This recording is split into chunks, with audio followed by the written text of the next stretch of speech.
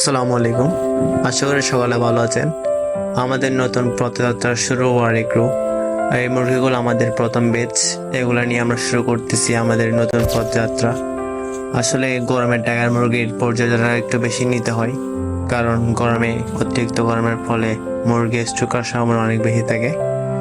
তাই অবশ্যই পানির সাথে স্যালাইন মিশিয়ে দিন, যেটা মুরগির শরীর ঠান্ডা রাখবে এবং হিট স্ট্রোক থেকে রক্ষা করবে।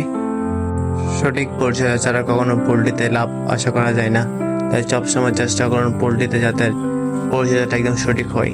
দেখেন মুরগিগুলো কত সুন্দরভাবে পানি পান করতেছে, স্যালাইন মিশ্রিত পানি। এখানে আমরা স্যালাইন হিসেবে গ্লাইকোলাইট প্যাডটা ইউজ করেছি। 1 লিটার পানিতে 2 গ্রাম করে ইউজ করবেন প্রতিদিন। দুপুরের টাইমে দিলে অত্যন্ত এটি ভালো কাজ করে।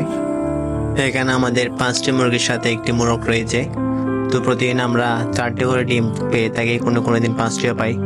মাশাআল্লাহ, ডিমের সাইজ অনেক বড়ই, ফার্মের মুরগির সমান, লেয়ার মুরগির সমান ডিম দিচ্ছে। ডিমের সাইজ মাশাআল্লাহ খুবই বড় রয়েছে। প্রতিদিন 4টা-5টা ডিম পাচ্ছি। আসলে ডিমগুলা দেখেও অনেকটা স্যাটিসফাইড হওয়া যায়, কারণ এগুলা থেকে এক গ্রেডের বাচ্চা পাওয়া যাবে। তো আপনারা যারা খামার করবেন মনে রাখবেন খাবার মেনটেনটা অনেক বেশি জরুরি, কারণ প্যারেন্টস করার সময় যদি খাবার মেনটেন ঠিক না রাখেন তাহলে কোনো ভালো ডিমে আশা করা যায় না। তো আমরা খাবার এসে এখানে লেয়ার লার্ন খাবার টেস্ট করতেছি, যেটা এই চর্বি ফ্রি এবং কোনো ফ্যাট হয় না, যেটা গেলে প্রচুর ডিম পারে। তো আপনারা যারা প্যারেন্টস রেডি করবেন এরকম খাবার অবশ্যই লেয়ার লার্নটা ইউজ করবেন।